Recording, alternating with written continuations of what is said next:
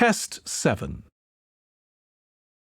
You will hear a number of different recordings, and you will have to answer questions on what you hear.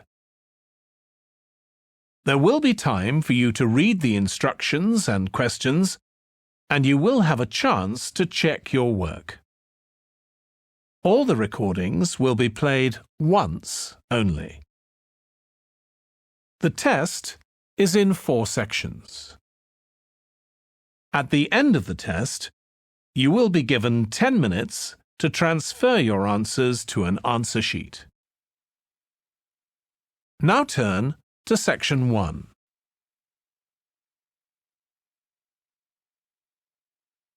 Section 1. You will hear a man telephoning a friend to find out about their local public library. First, you have some time to look at questions 1 to 4.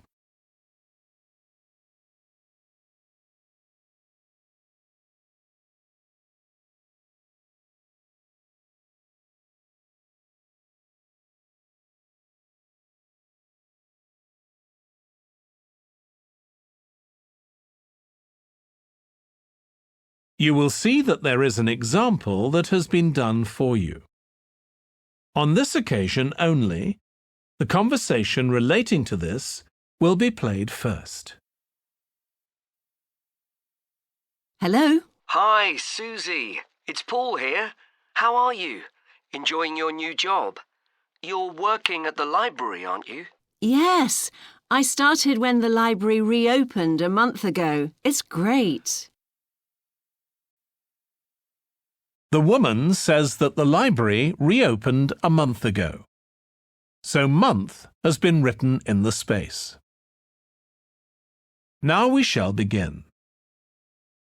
You should answer the questions as you listen because you will not hear the recording a second time. Listen carefully and answer questions 1 to 4. Hello? Hi, Susie. It's Paul here. How are you? Enjoying your new job? You're working at the library, aren't you? Yes, I started when the library reopened a month ago. It's great. Actually, Carol and I have been meaning to join for a while. Oh, you should. It doesn't cost anything, and the new library has all sorts of facilities. It's not just a place where you borrow books. For instance, there's an area with comfortable seats where you can sit and read the magazines they have there. Some people spend the whole morning there. Wish I had that amount of time to spend. Yes, you must be pretty busy at present, with the children and everything. We are, yes.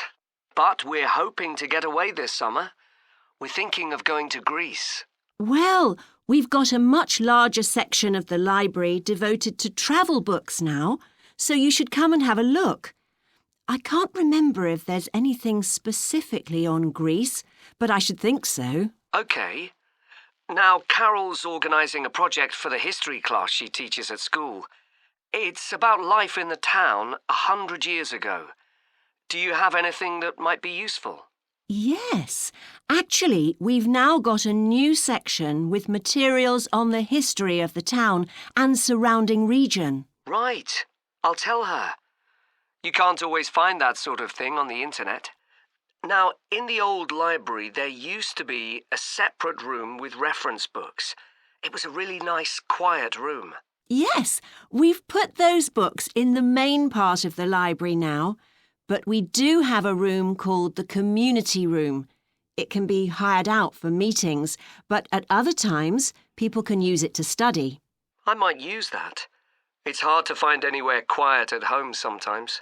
I can't remember how old your son and daughter are. We've introduced a special section of fiction written specially for teenagers, but they might be a bit young for that. Yes, they would be. Before you hear the rest of the conversation, you have some time to look at questions 5 to 10.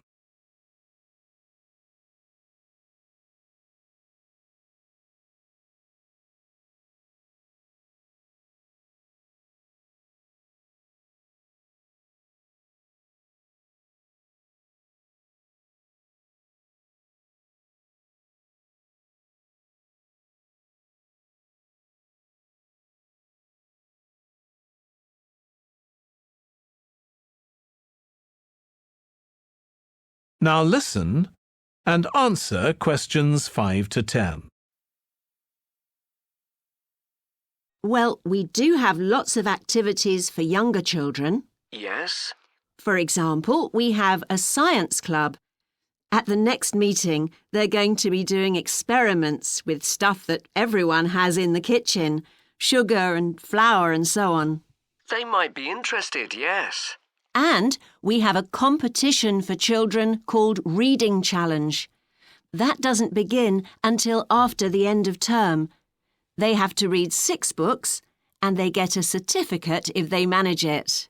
So that gives them something to do while they're on holiday, instead of getting bored. That's the idea. And there's special activities for adults too.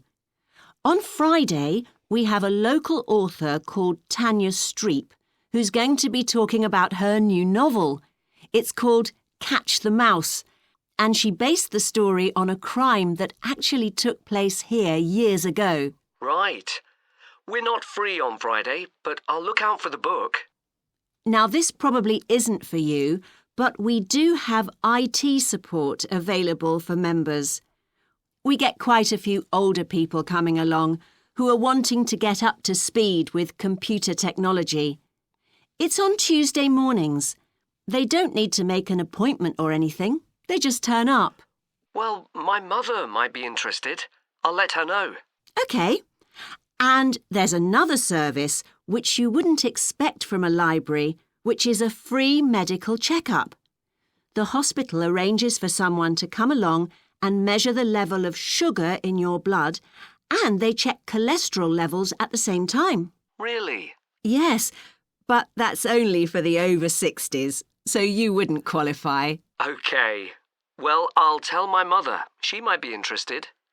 What other information?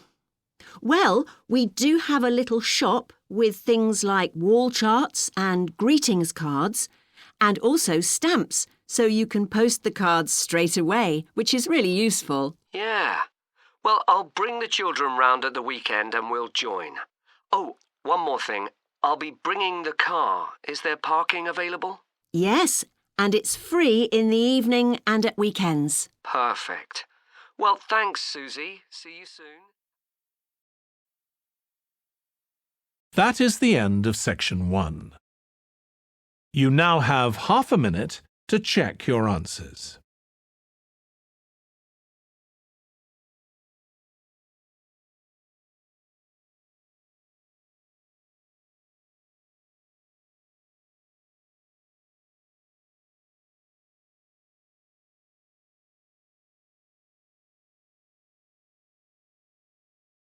Section 2. You will hear part of a training session for new employees at a large travel company. First, you have some time to look at questions 11 to 17.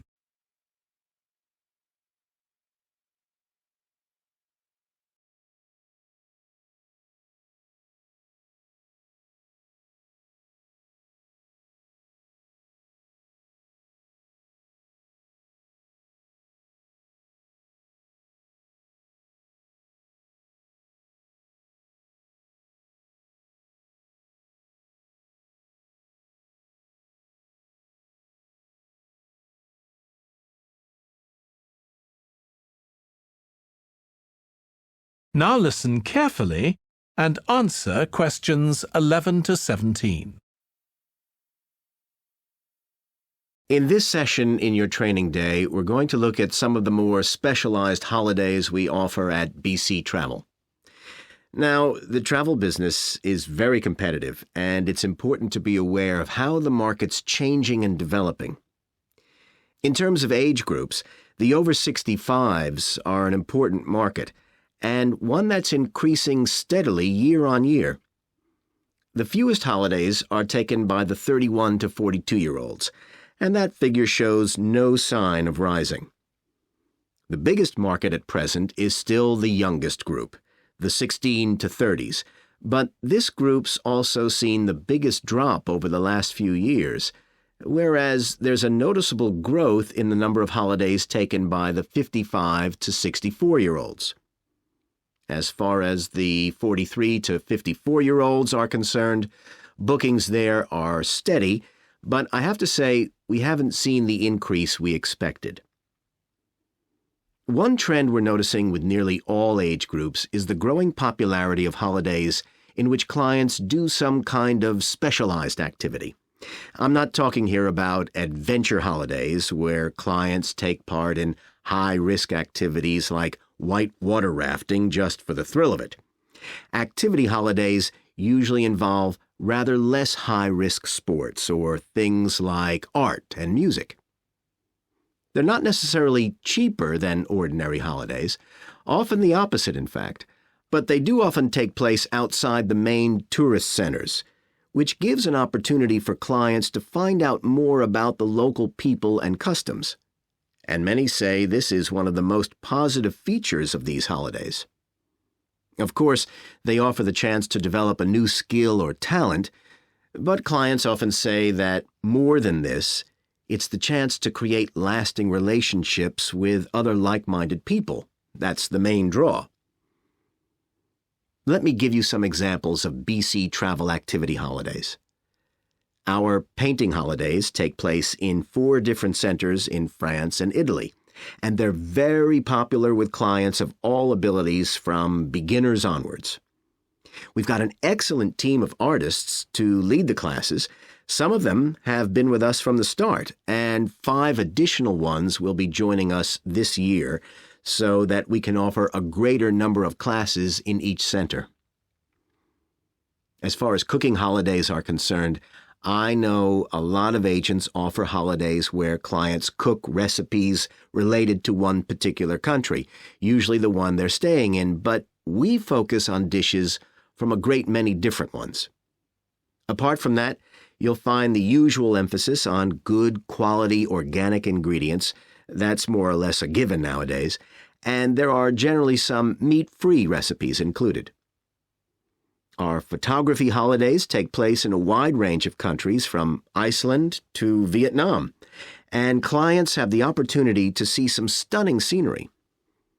Groups are small, no more than 8, so clients can have one-on-one tuition during the holiday, and excursions are arranged with fully trained guides. At the end of each holiday, an exhibition is held of the photographs taken so that clients can see one another's work and receive valuable feedback from the tutor. Before you hear the rest of the training session, you have some time to look at questions 18 to 20.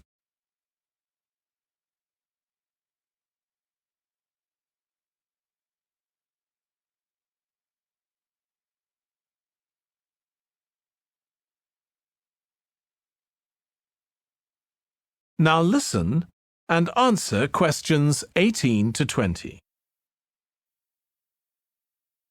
Finally, let me tell you about our fitness holidays. In Ireland and Italy, we run one-week general fitness classes for all ages and levels of fitness. Clients start the course with a consultation with a trainer, and together they draw up an individual program. As well as improving general fitness, clients find that they end up losing much of the stress they've built up in their daily lives. In Greece, we have a 2-week holiday for clients who want to do something about their weight. This has all the features you'd expect, like a personalized diet program, but one of its most popular features is that the exercise classes are all held on the beach. People say it's far preferable to being in a gym. Finally, we offer several holidays in Morocco. One very popular one is the mountain biking holiday. Bikes are provided, and there are different routes according to people's ability. We offer one which is tailored to the needs of families, which is particularly popular. Okay, so that's about all the time I have today, so thank you very much. That is the end of section 2. You now have half a minute to check your answers.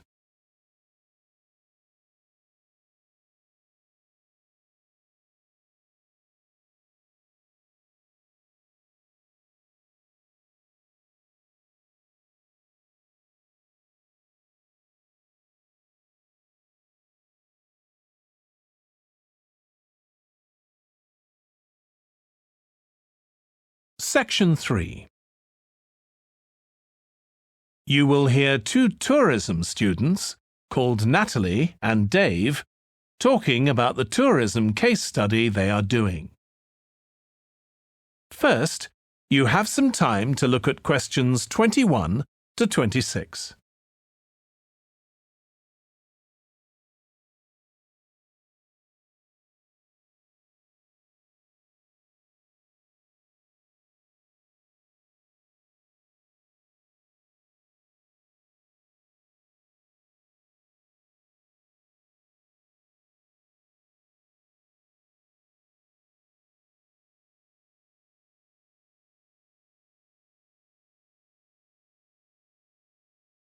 Now listen carefully and answer questions 21 to 26. Dave, I'm worried about our case study. I've done a bit of reading, but I'm not sure what's involved in actually writing a case study. I missed the lecture where Dr. Baker talked us through it. OK, well, it's quite straightforward. We've got our focus. That's tourism at the Horton Castle site. And you said you'd done some reading about it? Yes, I found some articles and made notes of the main points. Did you remember to keep a record of where you got the information from? Sure, I know what a pain it is when you forget that. OK, so we can compare what we've read. Then we have to decide on a particular problem or need at our site. And then think about who we're going to interview to get more information. OK, so who'd that be? The people who work there? And presumably some of the tourists too? Yes, both those groups. So we'll have to go to the site to do that, I suppose. But we might also do some of our interviewing away from the site. We could even contact some people here in the city, like administrators involved in overseeing tourism.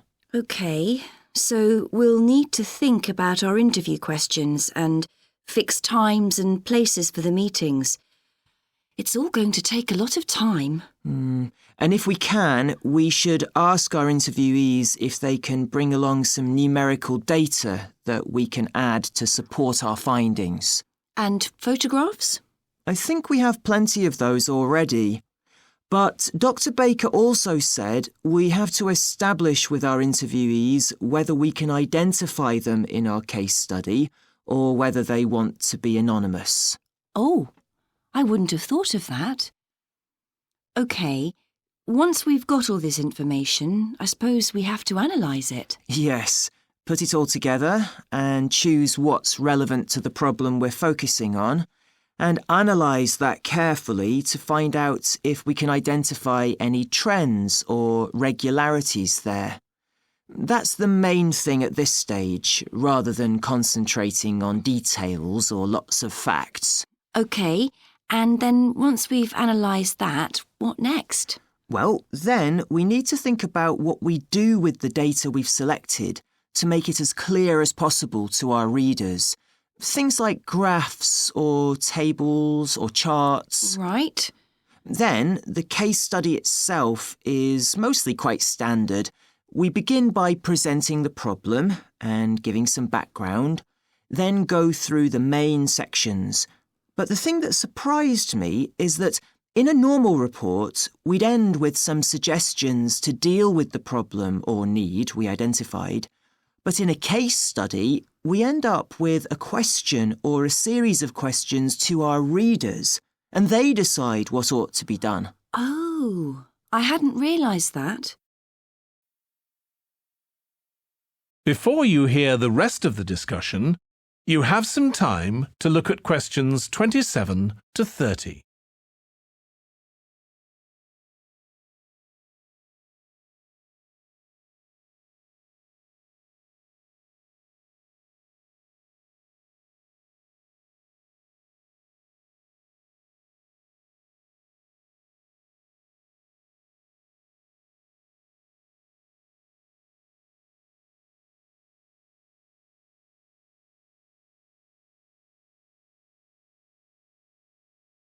Now listen and answer questions 27 to 30. So, basically, the problem we're addressing in our case study of the Horton Castle site is why so few tourists are visiting it. And we'll find out more from our interviews, but I did find one report on the internet that suggested that one reason might be because, as far as transport goes, access is difficult. I read that too, but that report was actually written 10 years ago when the road there was really bad, but that's been improved now.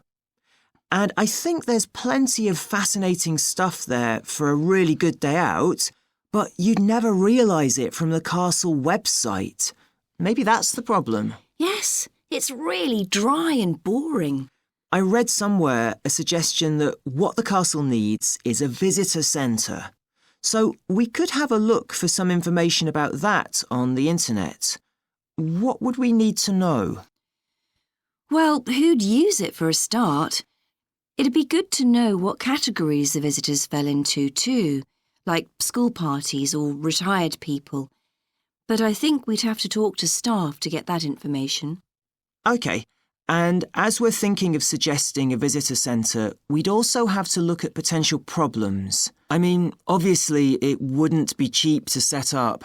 No, but it could be a really good investment. And as it's on a historical site, it'd need to get special planning permission, I expect. That might be hard. Right, especially as the only possible place for it would be at the entrance, and that's right in front of the castle.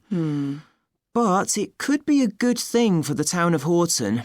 At present, it's a bit of a ghost town.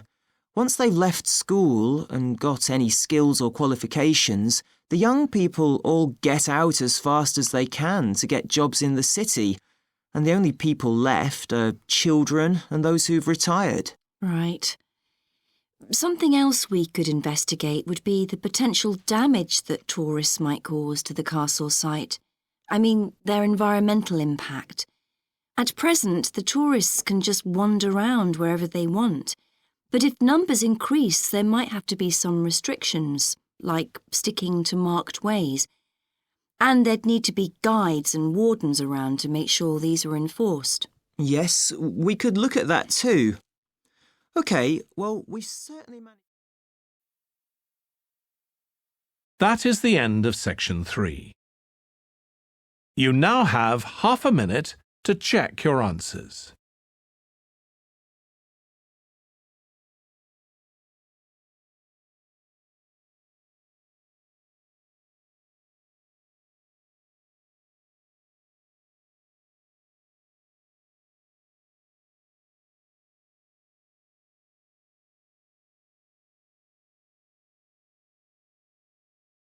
Section 4. You will hear a lecturer on an environmental studies course discussing how birds are affected by environmental change. First, you have some time to look at questions 31 to 40.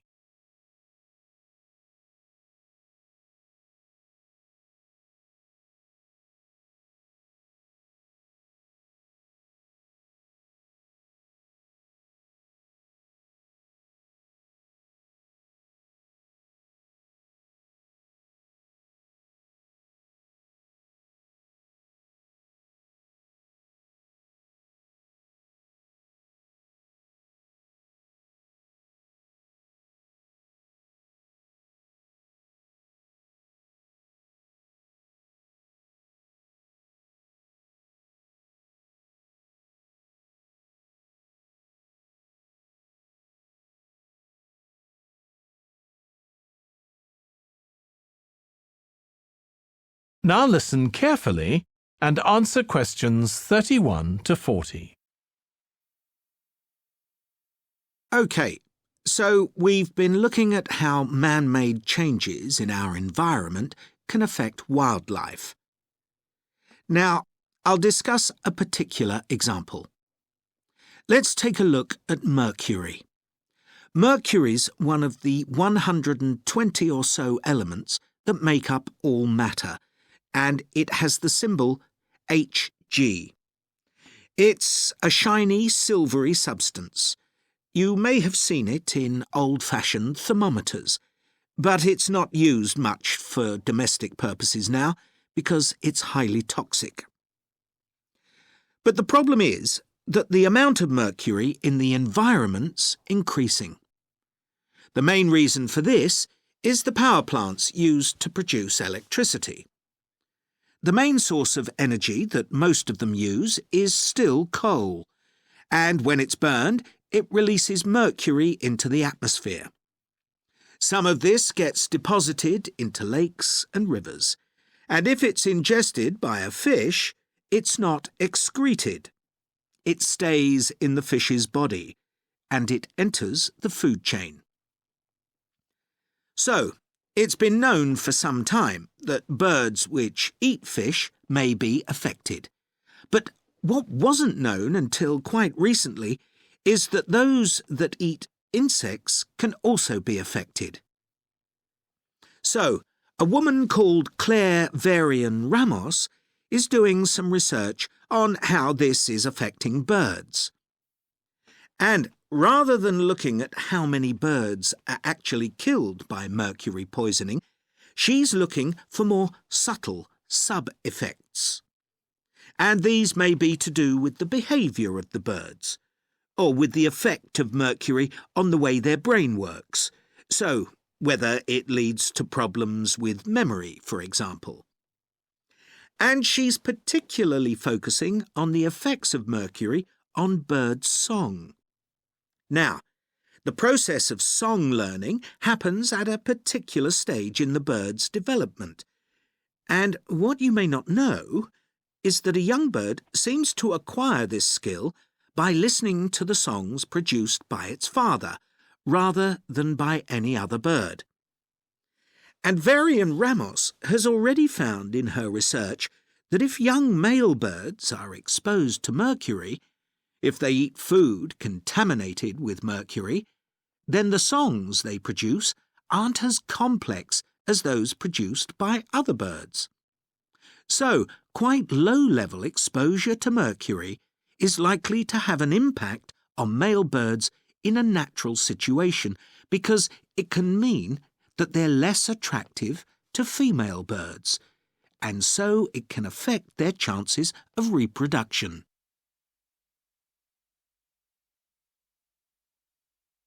Now, the way she's carrying out this research is worth thinking about. She's using a mixture of studies, using birds kept in laboratories and studies carried out outdoors in the wild. The lab-based studies have the advantage that you don't get all the variables you would in a natural setting.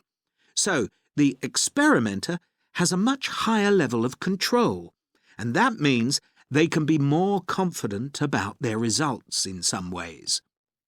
And of course, they don't have to worry about going out and finding the birds in order to observe them. So, what are the implications here for humans?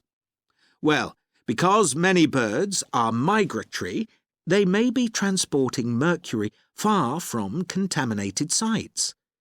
For example, it's been found that ducks who'd been feeding at a contaminated site were later shot by hunters over 1,000 kilometres away, and presumably eaten.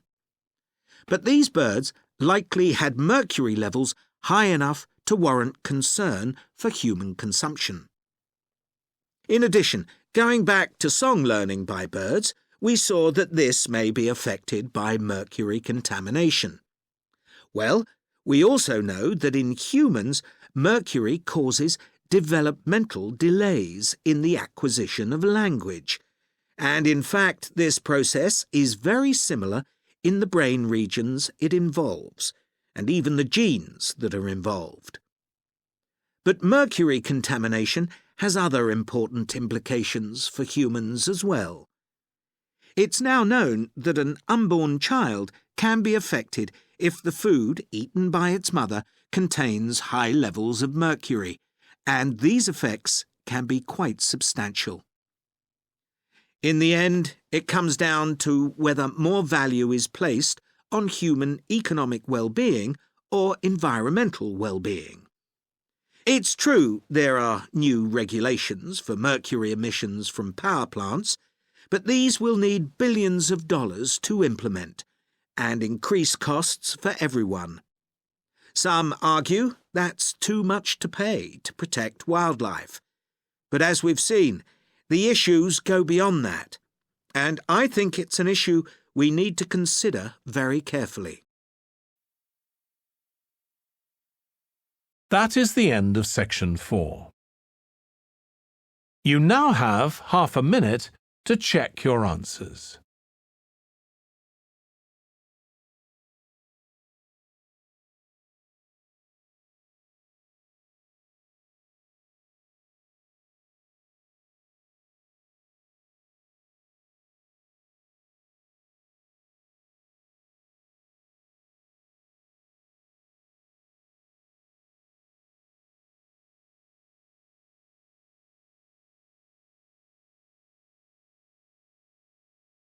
That is the end of the listening test. In the IELTS test, you would now have 10 minutes to transfer your answers to the answer sheet.